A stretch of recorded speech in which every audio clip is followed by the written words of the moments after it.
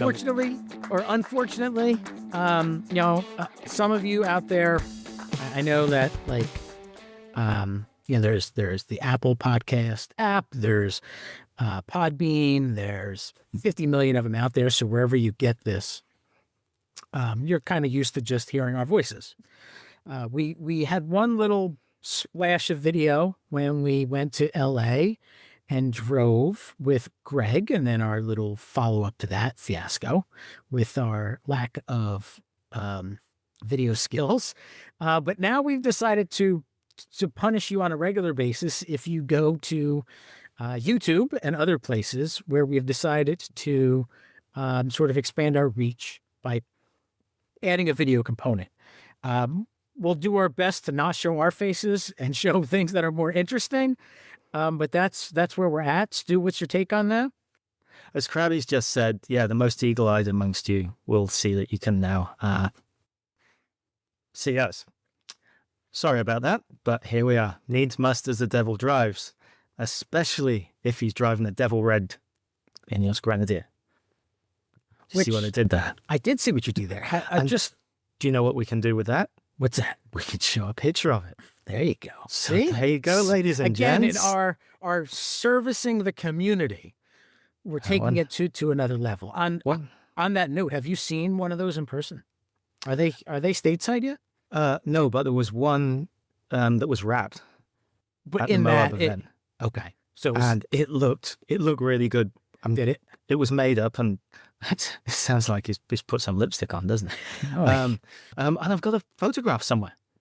So look at that picture right now. We could share that with the viewers. Oh my gosh!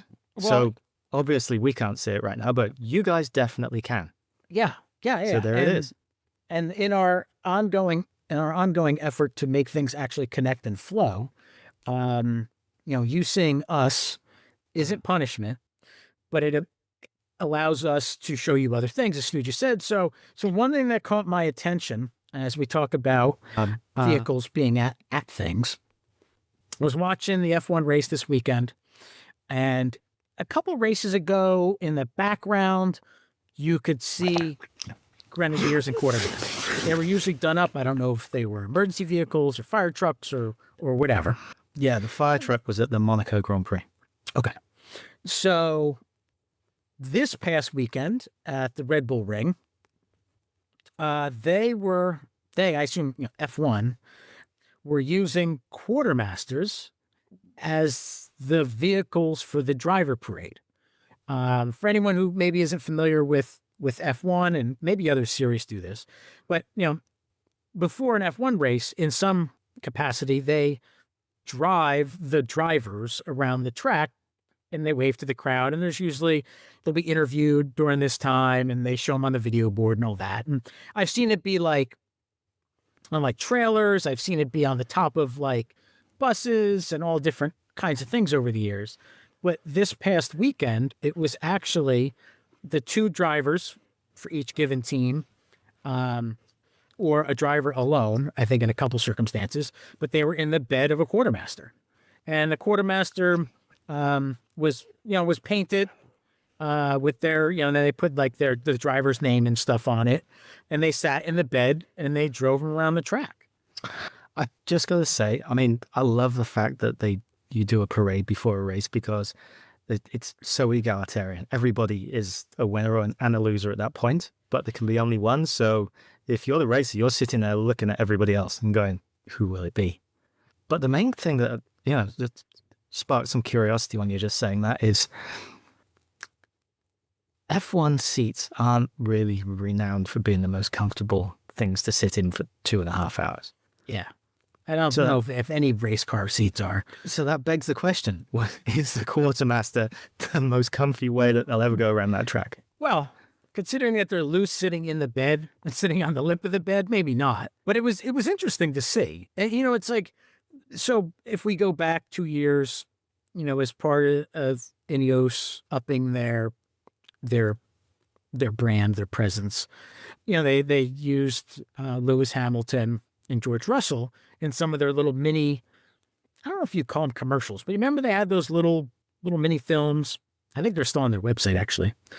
And And so that made sense. So it would totally make sense, even Hamilton's gone now, so to put George Russell and Kimi Antonelli in the back of one makes total sense. Obviously, INEOS is a third, I think owns a third of the team and all that sort of stuff. But no, this was, the other 9 teams were also part of it. So obviously, I assume now there's some relationship directly between F1 and INEOS, sort of like how Mercedes and Aston Martin are the official, pace car, chase cars, that sort of stuff. But it was really interesting to see. I know a couple other people on the forum caught it. So that in an indirect way has put INEOS products, truck, the Grenadier and the Quartermaster on the TV. But in front of millions and millions of people. Yes, indirectly. Yeah. Like if you know kind of thing. But certainly I would think a lot of people watching it, who are car people would have been like, whoa, what is that? If they haven't seen it before. Because they're very unique looking, it's a very unique looking, especially the Quartermaster, a very unique looking truck. Yeah, 100%. And I was just speaking to one of my friends that was at the Monaco Grand Prix there, and that was exactly the commentary from the fire truck that they had, that the Pompier was using. Yeah, people walking by go, that's really cool. What is it?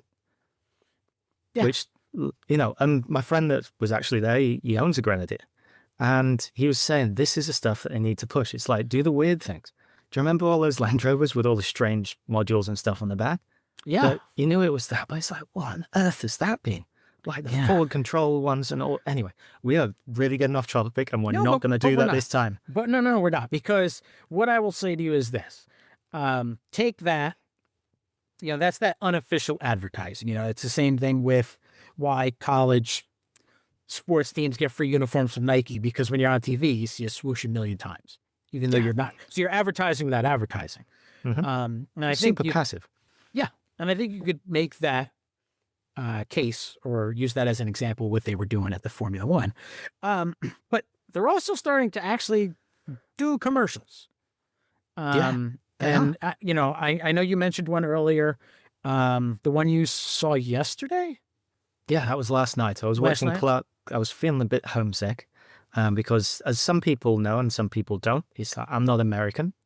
I might live in LA, but I'm British. And I just wanted to watch something about the home counties. So it was Clarkson's Farm.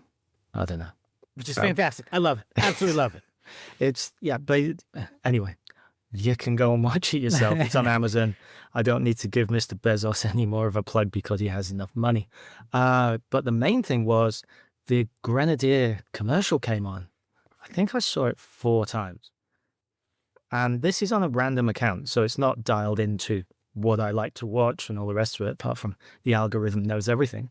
And it was the one where the lady's driving and they go through and they're in the desert in Arizona, and there's a bit of drone shots and the vehicle drives by. It's about 25 seconds.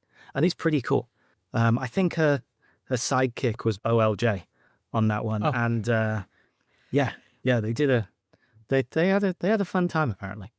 But it just struck me, it's like that's the first time I'd seen the Grenadier advert on mainstream TV. Yeah. Or streaming mainstream. Yeah, it's a blurry line now. It's a blurred ambiguity now, I suppose. I still use the term TV as well. The first commercial that I saw, I don't even remember what station or stream or whatever, was that really sort of weird CGI-ish kind of one where you were like underneath the truck, and then you were, the one I'm talking about was really, really dark. It had a bunch of words flashing on the screen. Oh, the moody one. Yeah. Okay. Is that it? Okay. All right. So we'll cut to that one right now. Yeah. That was a terrible transition. We're going to have to get better at these transitions because that was so clunky. Yeah, that's okay though. It was like going from third into second on a Grenadier. Yeah, but that's all right. That's all right. Yeah. So that was the first one that I saw, or that I remember seeing. But I've also noticed, so besides the, that one, and then what you saw last night on Amazon, which is, I mean, I don't know the viewing numbers because Amazon doesn't doesn't release that sort of stuff. But I would imagine a lot of folks watch that program, Clark's Farm. Now, I don't know if that ad was shown if they were streaming it back in the UK, but certainly in North America, I'm sure that show has a pretty decent following. I would imagine, having said that, it's much more targeted advertising, I would imagine, or the ability to tailor it is much more capable. I don't know if that even makes sense, but I mean, it knows that you're watching a show about a dude that normally writes about cars. right. And maybe it's just making that leap. Who knows? But the interesting thing was with one of the segments, it went straight from, let's call it the rustic ad in Arizona that INEOS had put together. And the next one immediately was a Chevy Silverado one, which is so slick with all the computer graphics and everything. And it struck me as being really representative of just what it is, because all of these full-size trucks now are pushing, we're so technologically advanced and all of the stuff that you need in modern life. It's like, we need a big gulp cup holder. Okay, we know that. That's fact. Continue on. I beg to differ. And anyway, we'll not open that Pandora's box. No. But the main thing was, as I say, it struck me, it's like that was pretty slick. And then the INEOS one was just a little bit more rustic. And I think, quite frankly, true to cause, because that was the whole idea of the vehicle. Yeah. And I think in some ways you could make that, I mean, it's a big leap, but like you could kind of make the comparison between our little world right here and the big polished, commercial podcasts, where it's kind of a down home thing, where you strip it back to its basics, and it's just a couple people talking. And that's where I think as a product, it still comes down, and I know I harp on this, who's the target? So if you remove the price, which you really can't do, I know. If you remove the price, who is that target for INEOS? And that commercial makes it seem like it's more like us than you would see on, let's say, a G-Wagon commercial, where they show I saw a G-Wagon commercial. Was it for an AMG 63? Oh, yeah. It was going at it. I mean, it looked great. Yeah. Well, yeah. They are nice looking, but with 22-inch or 24-inch rims with super low profile tires, they're not really dressed for work, if you will. Well, I mean, look at any Land Rover. Well, yeah. Well, we're not getting off topic. No, but we are. Pulling it back. Pulling it back. But okay, so since we're talking about advertising and we're talking about Land Rover, even though we don't want to talk about Land Rover, that's a whole nother marketing campaign. Yes, it is. Which we also have a copy of. Yes. So the people know, or they might not know, there were some like print ads that were taken out and things like that. But there's also this one, which features a very handsome peacock. Yeah. So, as you can see here, I mean, it's pretty bold. It's pretty bold. And I think that if you could go back in time, and if you drove, you put that poster in the back of your truck, and you drove through Sully Hill, 30 years ago, I think the chance that they might come out and play would have been much higher than it is today. I doubt it, because they've probably been on strike. Well, yeah. Point being, it would be very interesting. Yeah, strike. It would be very interesting to see if not that you could, but if you could take a Grenadier onto the proving grounds at Sully Hill, which I've been on. I've done. That'd be really interesting. What would be fun is to see, can you take your own vehicles to Eastnor Castle? I highly doubt it. I am not sure. Maybe. Can you imagine? I bet you there's a massive disclaimer, and then there's a big like bold, flashing red letters at the bottom. It's like, you will not set foot here. None shall Yeah. pass. Yeah, none shall pass. It's interesting ad campaign. It is. One thing that struck me is, okay, so it is tongue in cheek, but I was there and I'm looking and I'm like, the mud. Yeah, And I'm going to ask this question. I don't know if we'll ever get a true answer, because do you ever know if it's true or not unless we say it?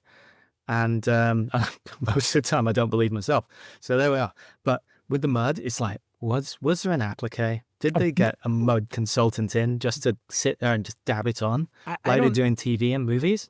I don't know if I would go so far as Unlike we have done, because we obviously haven't been made up for camera right now. no, but I'd be willing to bet that it is 100% not authentic. Do you It think might they be just actual sent, dirt, do you but I think don't. they sent a 5-year out there with a mud gun, just splattering the side of it? Who knows? I don't know how they did it, but I can't imagine that is. I can't imagine the manner in which they put the mud on that was to go out and play in the truck and then bring it in for a commercial shoot. I doubt that. Could be. I don't know. But it definitely looks good. It looks the part. It does. Mine's still got the dirt on it from Moab. It's been almost 2 months now. Yeah. That's just because I don't really wash the vehicle very often. But what's funny is if you go, and I guess, I don't know, I guess legally we could pop these up and search old Land Rover print ads, or that sort of thing. You could see ads that were essentially just like that. Yes. Like I remember, I just pulled one up. There's one of a Range Rover Classic covered in mud. Mm-hmm. And the little tagline says, "Introducing the most beautiful vehicle in the world." Didn't they have a campaign where it was you can go out and do your work during the day and then go to the opera at night? Yeah. There's something odd opera. Something like that. Maybe a little bit too highbrow, definitely for me, but that sort of stuff. So yeah, and I don't get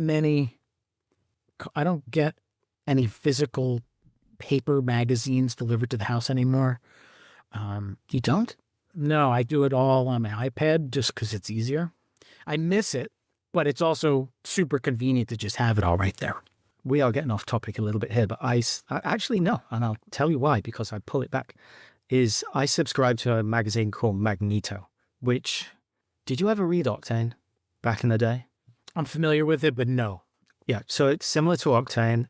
There's a lot more writing, so the articles are multiple pages long, and beautiful photography and all the rest of it. And each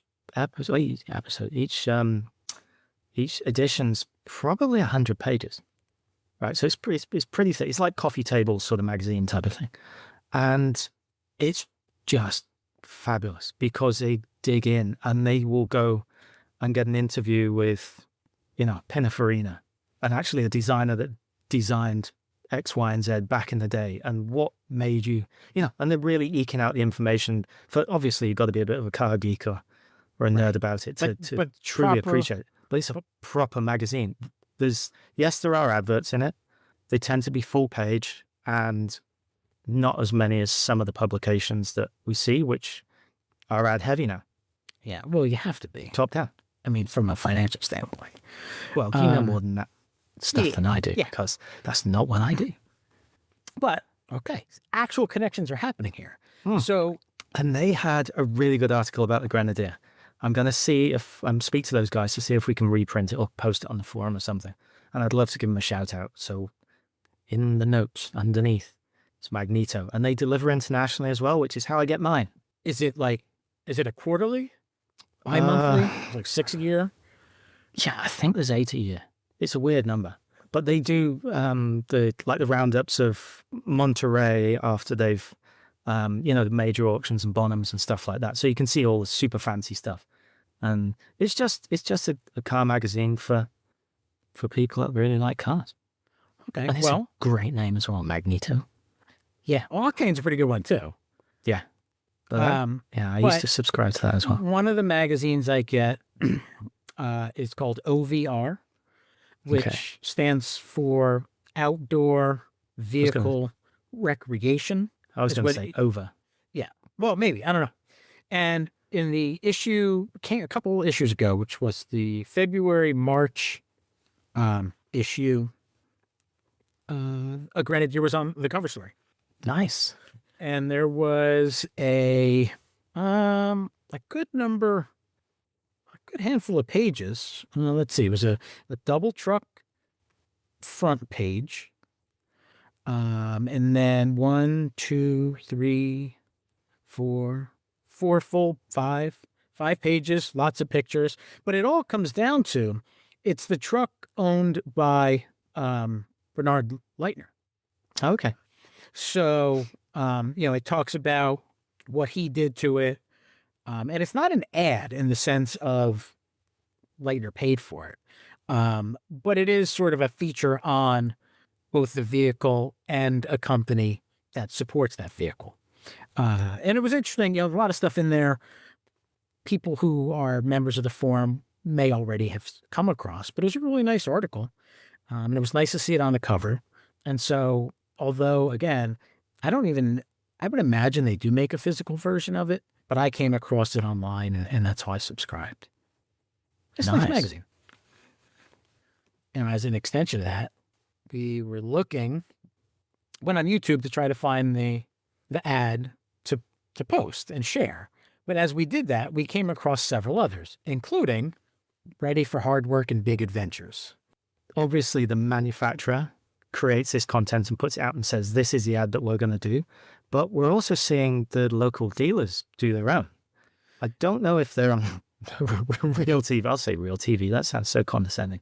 But on TV, in the local area, like if you're the UK, it's ITV, Anglia, East Anglia, or Thames Valley, whatever. Yeah, so it's whether it's on there as well as on the internet, but there's some really interesting ones. So this one's from the dealer in Oregon, right? Yeah, which I'm not familiar with the dealer in particular, but it's a really nicely shot. It's got a nice drone shot. It's pretty neat. It's pretty well done. Again, I say this vehicle, I know is now the quartermaster as well as the wagons, but just generally speaking, as a product, it has a very different, I don't want to say very different, but the life of the Grenadier, or the lives it lives, are very different from market to market. In other words, this sort of what folks are using it mainly for in Australia is different than folks in Europe, which is different than folks in the States. 100%. I mean, I was on a conversation earlier this morning and it was quoted, it's like the Grenadier's only pitched at the horsey set in the UK. And I said, perhaps, but that doesn't exist in North America because if you own racehorses, you don't pull them yourself to the races. Right. That's done by staff. And the person who's doing it has an F-350 dually. That's right. With the fifth wheel and a big trailer and a cup holder for a big gulp. Correct. 2 big gulps. Regardless of whether they use it or not. But so comes back to the markets and what the vehicle's for. And we see with the release of the Quartermaster and then the chassis cab version in Australia, they'll put their camper wagon canopy things on the back of it. There's obviously a proper term for that, and I am blanking right now. But these things happen on live recorded video podcasts. And then you've got the European guys. You see that one where they're turning it into basically a 2-door with a flatbed behind. Yeah. Just gives you even more space. And what's interesting, and I know, we do at time reference other podcasts and YouTube types, but we have to because this one's so thin. Well, I'm sorry to burst out that one remaining bubble. I imagine some folks, there's definitely a lot on the forum who are familiar with a guy called Ronnie Dahl. He had a 6-month loaner wagon. Oh, he did? Okay. He did, and he customized it, did a lot of stuff to it, but it was a loaner. Mm-hmm. And then, but he's historically, up until 2 years ago when the Grenadier came out, is a Toyota guy, 70 series Toyota guy. And he came out with a video last couple days. He went and at least presents it as out of his own pocket, actually bought a Quartermaster. with the intention of building it up as to replace a 70 series Land Cruiser. Yeah, as the replacement. And one of the big, I don't want to use the word knock, but a big change that they made with the 70 series was they went to a small 4-cylinder turbo engine as opposed to the V8s that they used to be able to get. So that was, part of the sort of change when they did the facelift last year on the 70 series. Well, it's that thing of it. I mean, however way you swing it, the engine's going to be more highly strung. Yes. Like that's and that's a complaint that I've heard about the Prado Land Cruiser. And ignoring looks, the Lexus version, you can get a V6 in. So why would you not? I mean, I don't know what the price difference is, and I think the front end of the Lexus one is horrible looking, but I'd much rather have an underworked V6 than an overworked 4. Yes. And I'd definitely rather have a detuned straight 6 than either of those. Which fortunately that's what we have. Well, they're being retuned, which is exciting because yes, if anybody can see what I'm wearing now, it's all about power and torque. So yeah. I'm really looking forward to when people start, let's just say, releasing the untapped potential in the Grenavision power plant. Plenty of. If you go by folks who have that engine in Toyotas and the BMW, the Z3, Z4, that'll be the Z4. Yeah, Z. So that's interesting. You're gonna learn one day. that's somebody who is very, very popular in the overlanding YouTube world as a Toyota person to make that switch. Yeah, and to build it up, he's obviously going to get some sort of sponsorship or discounted parts because that's how that entire ecosystem works. But it doesn't negate from the fact that he bought one of these things, assuming the reports are true. Yeah, well, I mean, they showed him in the dealership in the video. It wasn't like he just showed up. Wasn't like the opening shot was him in the middle of the Outback. It was him in the car and then getting the keys from the guy with a massive stack of cash just handing it over. Like, this is for you. So, not that Ronnie Dahl actually speaks like that. No, but yeah. Apologies, Mr. Dahl. Yeah, and I'm sure when he's watching this, he'll be thinking, "Wow, I'm glad I got a shout out from those guys. Those guys are really good. They're reader. They're 3 viewers just boosted by." Do you think we're up to 3 now? Well, there's me, you. You just said it. We've gone from listeners to viewers. Yes. Oh, that's true. Yeah, that's pluralism right there. It is. So that's interesting. And if they do manage, I know one of the things that they talk about in Australia is the payload capacity. And, now they're starting to spec, or other companies, heavier payload so you can get a higher certification. Yeah. And then all that stuff. I would imagine he's somehow going to be tapping into that too. Yeah, those are the things that people tend to ignore in North America. Well, yeah, absolutely, 100%. Just imagine how up the Swanee you would be with yours. Oh, with the wrong sticker on it. With the wrong sticker. So if anybody from INEOS is listening to this, Krabby still has the wrong load rating sticker on his vehicle. How long have you had this now? I got it the second week of February in 2024. Okay, so your sticker's still in batch and hold. It's yeah. It's on back order. They're still saying that? That's what they say. I reached out on last Tuesday. To your new dealer. Well, so I emailed the old dealer, and I had emailed the old dealer for several reasons. But the first one was to say, hey, look, you guys have been great, but now there's a dealer that's an hour from my house as opposed to 2 hours and change. Yeah. I said, it's not a reflection on you at all. It's just logistically, it just makes more sense. And the service manager, really nice guy. He's like, no, I get it. I totally get it. He's like, we fully understand that. It's good that the network's growing, to make it easier for customers. But I did ask in that email again about the sticker. I said, because, I don't know if that appears in the system on their end. And when I went to the new dealer and mentioned it, there was nothing in the, like when she pulled up my VIN number, there wasn't any notes about a bad label. Oh, So, do you so think I the don't rat know. packs didn't do anything? No, I don't. I do think they did something, but I think it was probably an email or phone call. That's a warranty claim. Yeah, you would, right? I don't It know. should be raised as a warranty item. Yeah. I would So have I don't know. hoped. It's a fundamental thing because you're really going to have to get on a diet. Otherwise, you're going to be overloaded in that vehicle. Well, But no, you can weigh 19 pounds or something, right? well, no, I'm a pretty lonely person. So if I just wear shorts and a t-shirt and just stay alone, I think I actually fit in there in what's legally available. But you according to that can't have sticker. had breakfast. No. And a quarter of a tank of fuel.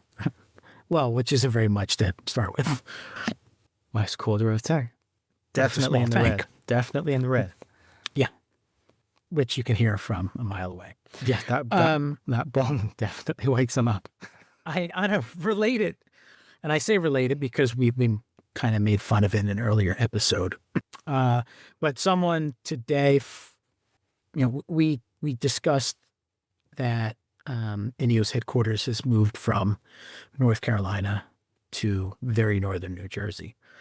And Is that so far north that it's basically New York State? Yes, it's probably 10, 12 miles at the most, looking at the map. Yeah, it's crazy to me that, and this is just obviously been somebody that's not from this country, that you call it a border. Because for us in Europe, a border, it's like a hard thing between two nations. That whether that's just in the vernacular or that's a real term, you can see it makes me laugh. I find it funny. Okay, but how are counties separated? Like, how do you know if you're in the Cotswolds or Yorkshire or on a map? It's a border. There'll be like a line. And then there'll be welcome to Somerset. You're going from Devon. And if you live in Devon, you'll see, and on the other side of it, it'll appear like a desert because some of these places, you don't like your neighbor. Well, but in this case, if you stay on the Garden State Parkway, and then you get to the line, the quote-unquote line, the border, then when you cross over, there's a sign that says, welcome to New York. Does it immediately turn into potholes? 100%. Are they ones that the Grenadier just glides over? Well, if you go fast enough. I was waiting for you to say, I've never ventured over there. Yeah. People are strange in those parts. It's, it looks like it's, an hour. It'll take just shy of 2 hours to get there from here. But apparently it's supposed to be a snazzy, state-of-the-art, showroomy kind of thing when they're done with it. Yep. I don't know. And what's the dealer's name? I think it's just their headquarters. Oh, gosh. I thought you were talking about your dealer. No. The dealer that I went to is Freehold INEOS. Yeah. See how we just pull things back. Oh, well, you know what? It's good time to mention this. So I know I did put it on the forum. We can pop up some pictures because we can do that now. Some of the trucks have been making a tour where they're at a dealer for 2 weeks or whatever, and then they go to a different dealer. So I was able to see in person the truck on the portals that was out front of this dealership. The clown truck? Yep. The cartoon truck. Well, yeah. The clown truck, yes, the cartoon one. You saw, was it the pickup? Oh, sorry, Quartermaster? Or was it a Grenadier? No, it was Grenadier. A Grenadier, not a Grenadier Quartermaster. Quartermaster, correct. And then they had an Arcane Works one in this that green's nice. Green. Yeah, it's like olive, but a little flake to it. Like it looks really good. It looks really nice. For those that haven't seen it, it's a really nice paint color. Yeah. And I like what they've done inside. And I love the fact that there's a dark headlining because mine's already been childrenified. Yeah. So that color's never coming back. No. And from what I understand, someone said it along the way. It's a really hard headliner to clean. Yeah, I may sometime down the line because it's is it 2 or 3 pieces? I can't remember. Doesn't matter. But the cargo bay is its own piece. So I may some point down the line change that for a dark one when it gets absolutely trashed and keep the cabin as a light one. But that's a good idea, actually. Yeah. See, that's smart thinking right there. But that is kind of it'll come down to money sort of thing. Like I would absolutely love to change the whole headliner to make it the darker one because I think it'll look better. Considering the little clip on the door handle, Yes, on the A trim, or the A pillar is, I think it's like $76. How much do you think a headline is going to be? Well, someone just posted today that 76,000. they need to replace a Safari window. Oh, and it's no. over $2,000, $2,100. They said It's also they're curved, they're not flat. If that was me, and I'm glad it's not, but I would look at making a fiberglass one and just like a Perspex one. well, you can do plastic, or I'd just do GRP and just blank it out. You've got the fittings there. You've already got the dimensions. Yeah, but then that's the whole purpose of having the. No, you can still take it out. Yeah, but the light won't come in, right? I mean, I guess it'd be pretty diffused. Well, it'd be opaque. Yeah, because it'd be painted. Yeah. But it's that thing of, there's ways and means around that. Incidentally, that is something that I'm really sad that they didn't offer as an option, was this, when you get the Safari windows, if you also want the solid version, that you could option that, because I probably would. And then you swap them out for different things. I mean, there's a precedent with it with small volume manufacturers. I keep coming back to Lotus, which news has just dropped that they're seriously thinking of closing the factory at Hethel and relocating to the States, which, yeah, the last vestiges of Colin Chapman are going to be gone if they do that, I think. But with the Esprits, you used to be able to buy the glass roof and the composite one. And you could change it out depending on what you wanted. I know Lotus is a niche, small volume manufacturer as it is, but is North America their biggest market? Does it benefit them to build here? Well, they're trying to make it the biggest market, yeah. It was back in the day. UK used to be back in the day, and then obviously taste change. Yeah. Well, right. But yeah, they're looking at moving lock, stock, and barrel, which is end of an era. The British motor industry isn't what it was. No. Not that I'm an expert by any means, but it's like all the British stuff isn't owned by British anymore. I mean, JLR has an Indian owner. Rolls-Royce is BMW. Bentley. It's VW. Yeah. McLaren is British, but Saudi backed or Saudi backed. Or UAE or Dubai. One of the Gulf states. Yeah. But did you ever know, and sorry, we're getting off topic, but it's niche manufacturing, which is still key. Marcos. Did you ever know Marcos? It's funny you say that. They're back. Yes. And I only heard that word on another podcast the other day who was talking about it. I had never heard of that before. Because they were competitive in Le Mans back in the day. I mean, those guys were in it. And there's the obviously very rich financier that's come in, and he's a British guy, and he's back in Marcos, and he's bringing it back to life. And he bought all the assets and the heritage stuff as well. And he's vowed to keep the brand going, which, can you imagine that? The undertaking is astronomical on that. I'm sure. But but you know what, though? I mean, look at Lawrence Stroll. Mm-hmm. He made that commitment into Aston Martin, who bounced around a little while. Ford owned them for a while, and whoever. So that's kind of a big deal. Trying to keep that British, but really, I mean, so much of it has been now owned by the outside world. Yeah, that I makes just sense. want to give a big shout out for Ford with that, because they dragged Aston Martin and Land Rover and Jag into the 21st century, even though they sold it before. But they quality control and upgrading us, just componentry, and BMW had a hand in it as well. But without those guys, it would still be, let's just say, a bit too eccentric. And if you look just with Jag, the JD Power rankings have just come out, and for anybody that's not in the States and not a supercar geeky person, those are the ones for reliability on customer feedback. And the Jag is behind Lexus and Toyota. They're number 3 or number 4. Do you know which one's at the bottom?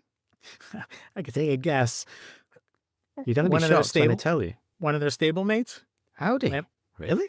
Audi slumped. I'm sure it's either at the bottom or very, very, very close to it. Audi.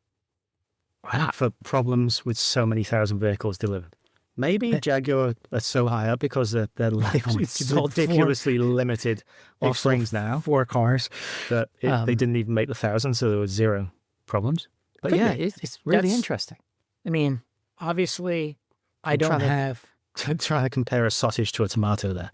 Which Well- are fundamentally different things.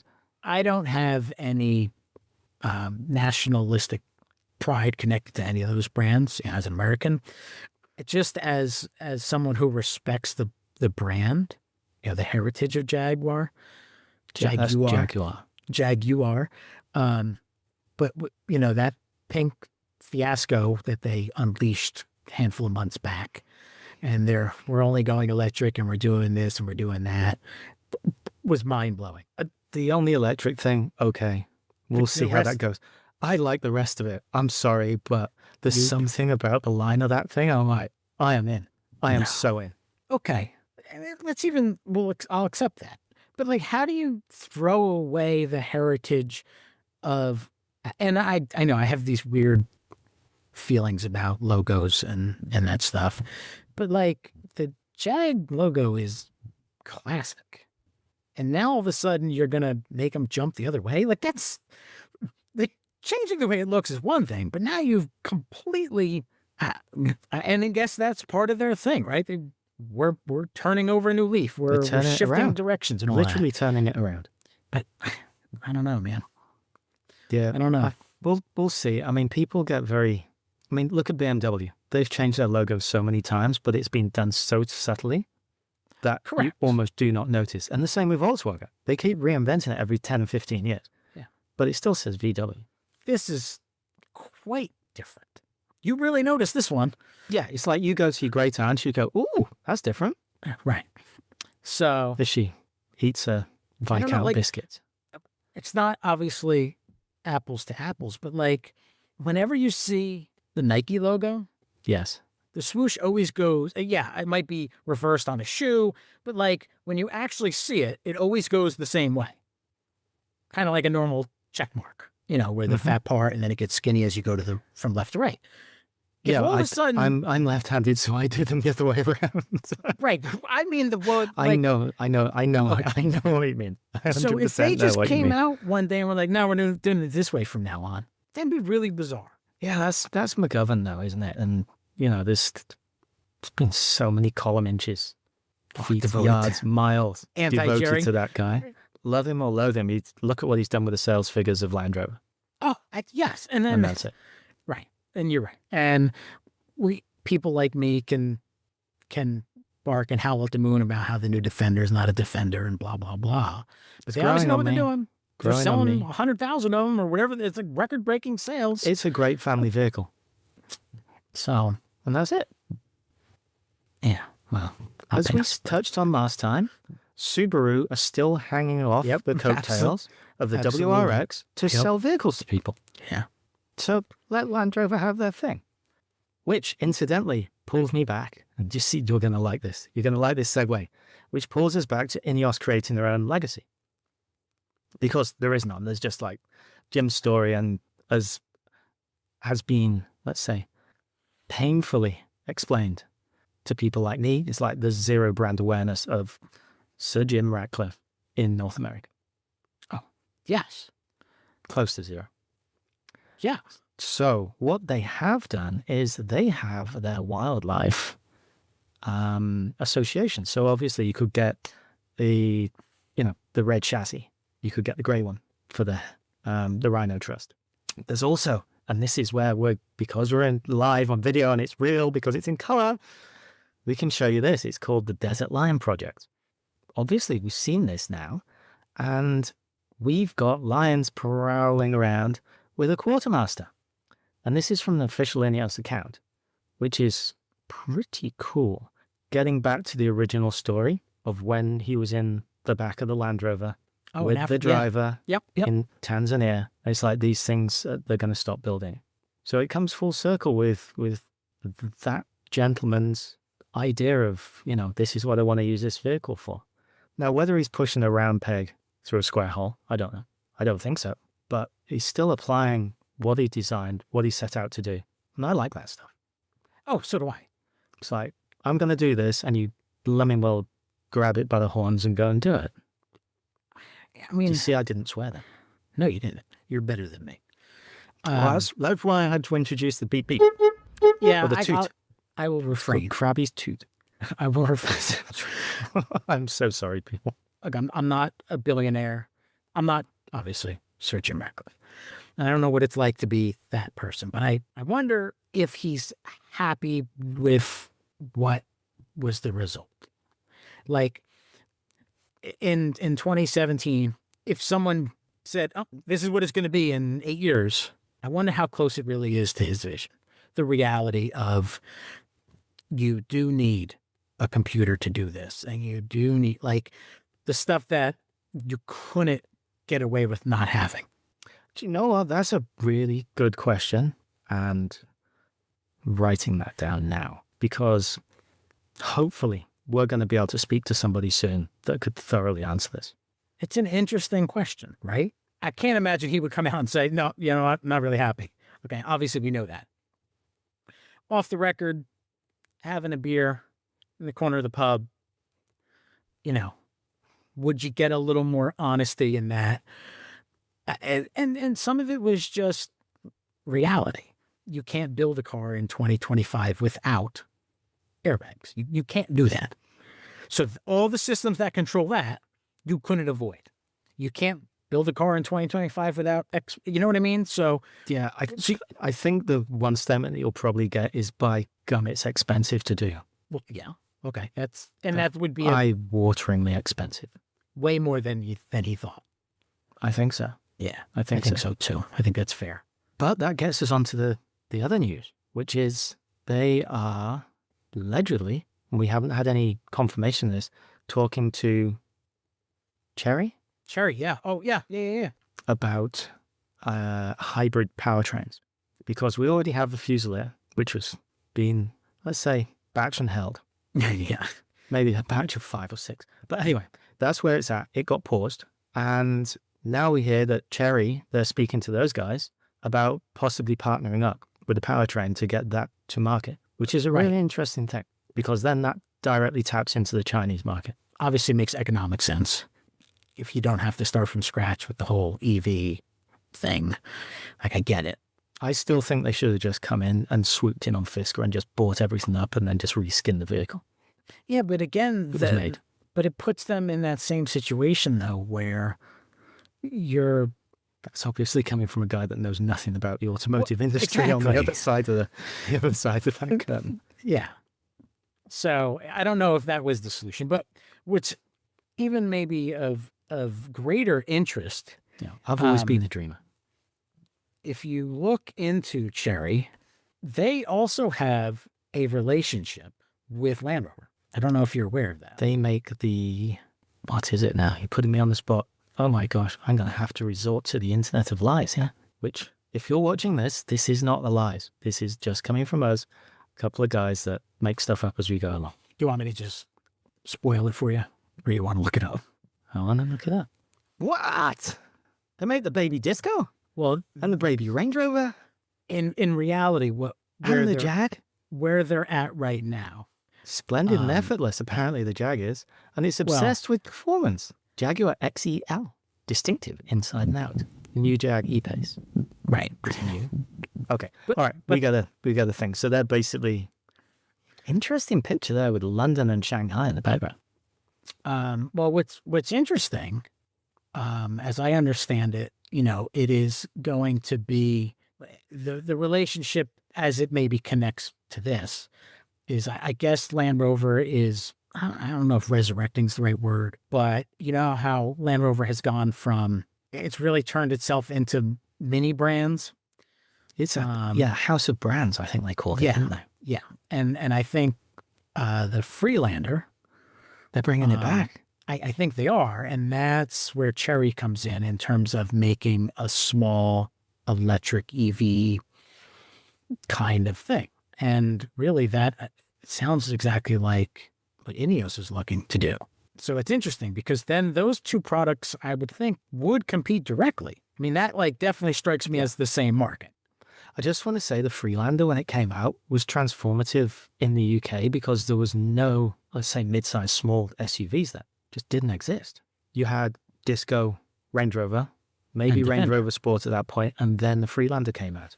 And it was marketed as a fun one that you throw the dogs in and the family would drive Well, it around. And I don't know if- remember. It was super aspirational. I remember so many of my friends wanted one. Yeah, I don't know if we Yeah, I ever was like got the 15 three. at the time or something. I don't know if we got the 2-door here where the back came off. I don't know if they sold that one in North America or not. A big thing that came out of that, and it is something that you got that button in your Grenadier, hill descent control, Yeah. was invented because or for the Freelander because it didn't have a low range box. That's it.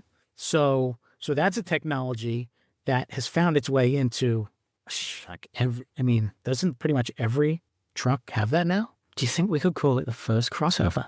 No. Look at its size and what it is.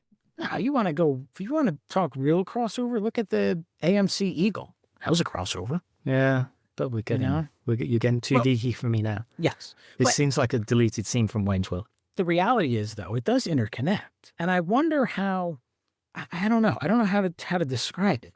But like brand A and brand B compete against each other, but they both use brand C to make what they're selling. Like, does that cause a conflict of interest? Is it just weird? I mean, obviously Cherry doesn't care. I don't know. I think it's just a question of brother from another mother, to be honest.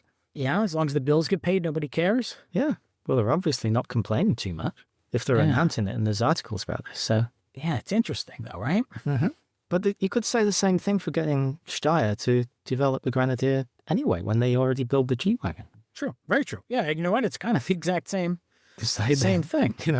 Asked Sir Jim, he's like, well, this is what we do. Yeah. Well, and the reality of that, they went to Magna because, in their view, Magna's the best at designing this stuff. Mm-hmm.